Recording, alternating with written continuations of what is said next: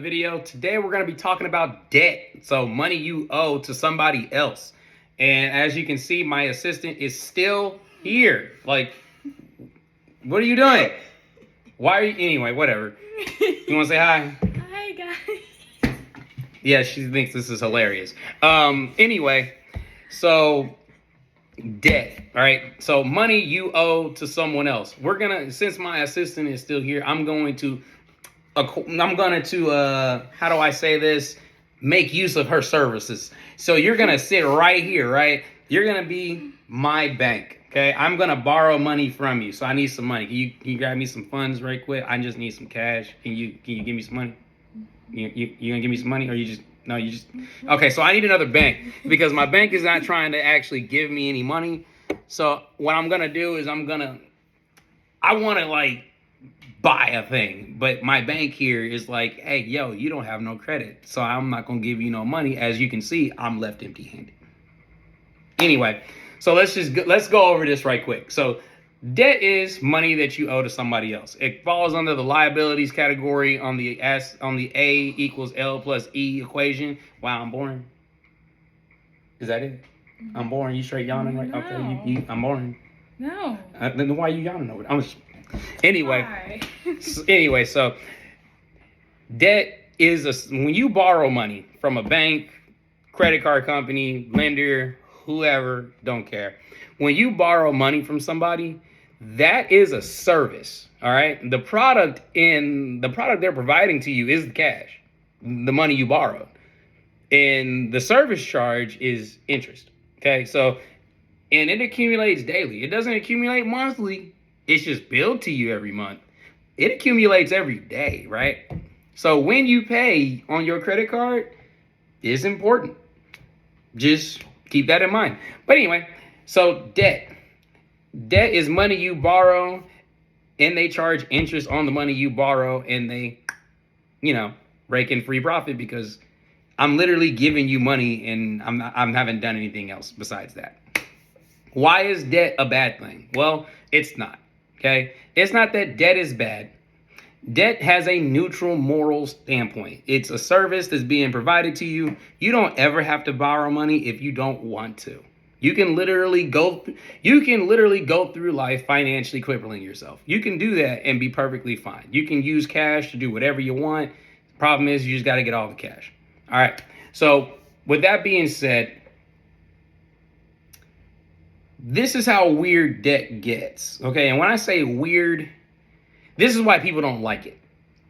I love debt. I think it's great. I love spending someone else's money to do the thing that I want because I'd rather keep my money in my pocket. So people don't want to borrow debt because, you get the financial horror stories of I've been crippled by debt for the rest of my life because I had no idea that I was borrowing at a high interest rate. I was like, okay, but you signed the contract. All right. That being said, predatory lending used to happen a lot more than it does now. It doesn't happen as much, but it's there. So we're going to use student loan debt because, I got student loan debt. Chances are you might have student loan debt, or you might know somebody with student loan debt.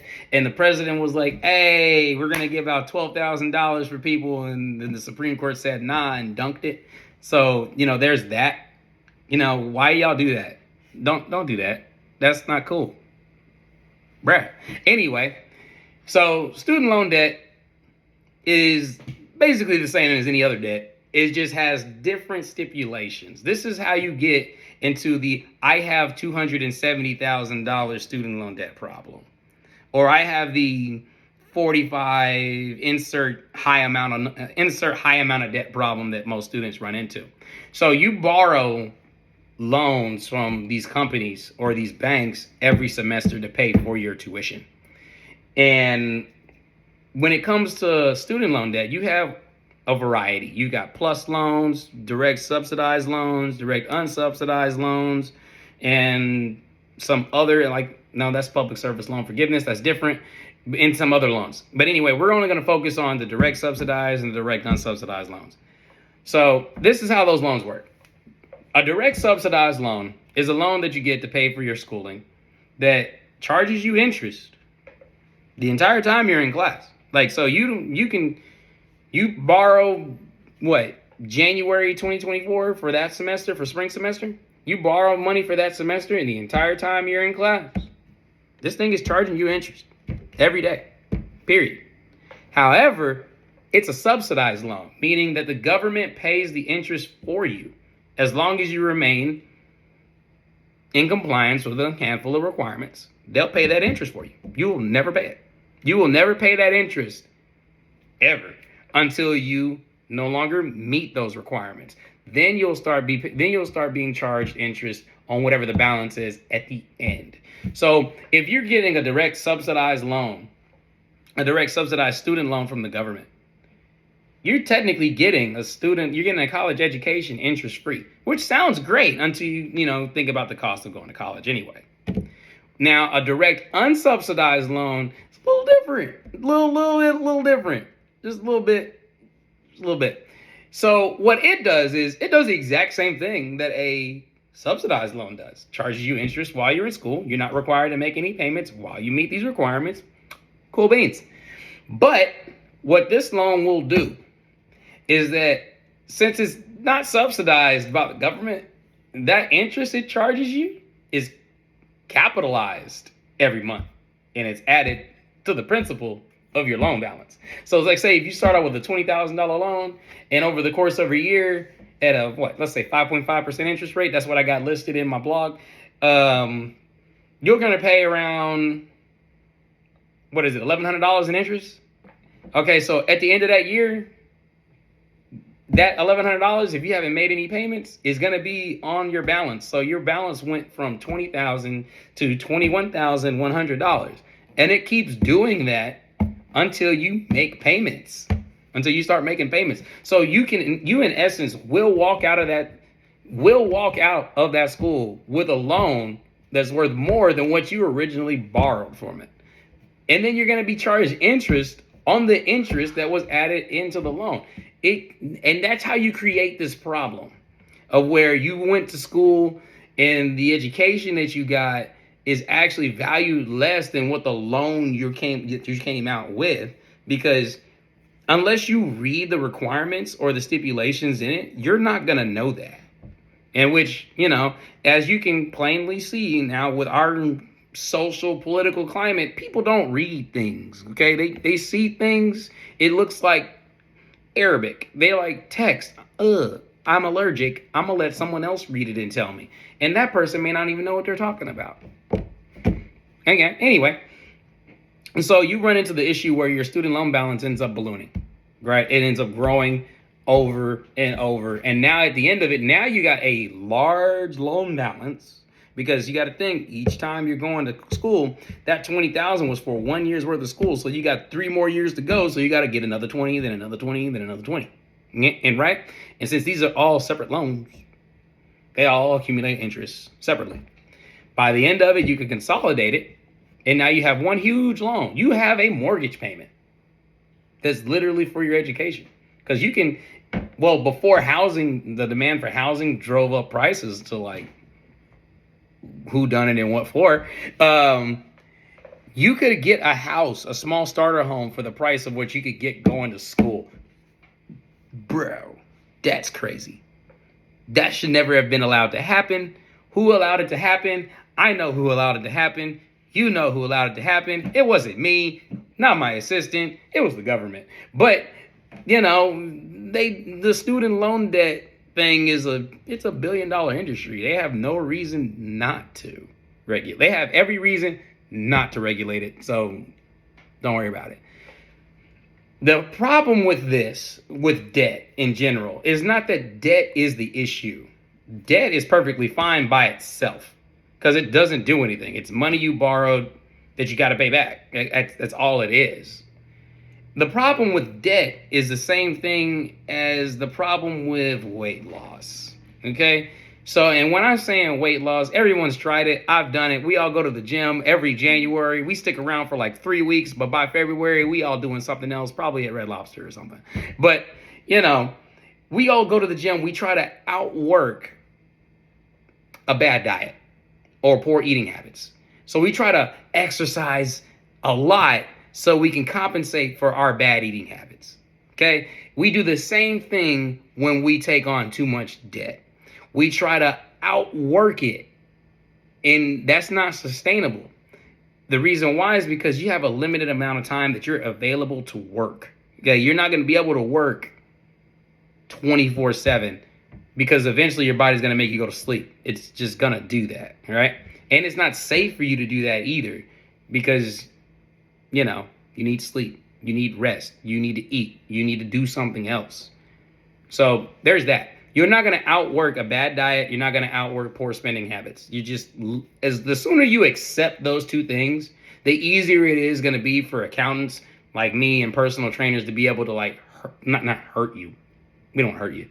Be able to help you achieve whatever goal you're trying to achieve. Easiest way to not have to pay so much debt is to don't borrow the money in the first place. That's the easiest way to do it. Easiest way to lose weight, don't eat the food. Done. Or use steroids. I mean, I wouldn't advocate for that, but you get the joke.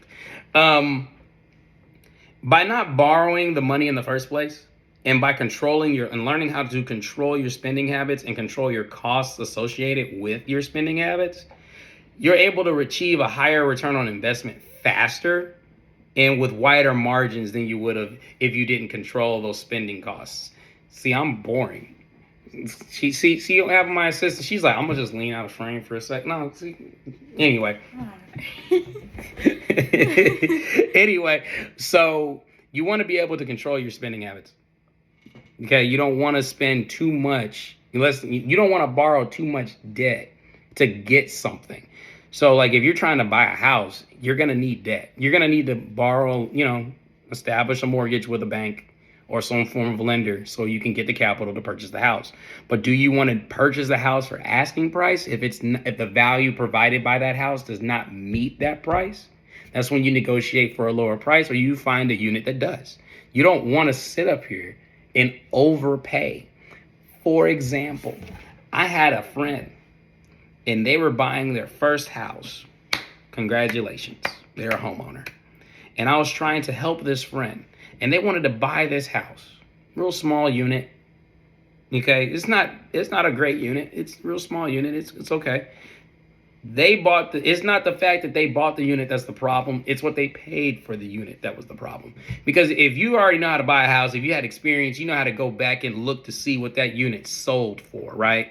And you can check the county records and it'll show you, well, this unit sold in this month for this amount of money. And so I was looking at that. And I was helping my friend out, and I told him, I was like, hey, 6 months prior to you started looking at closing on this house, they just bought this house. Not 6 months prior, about a year. It was about a year prior. They bought the house for let's say $30,000. And okay, they did it. And now they flipped the unit for almost 80. And they're like, what? And I'm like, yeah, they sold this unit. They're trying to sell this unit for $80,000, but they got it for 30. And they're like, well, I think that's a good price. And this is my friend. And I'm like, all right, this is your decision. You don't have to make the most efficient decisions. It's your life. You do whatever you want to do. But they bought a house that was sold for 30 a year prior for 80. Remember when I was bouncing this potato back and forth with my assistant here?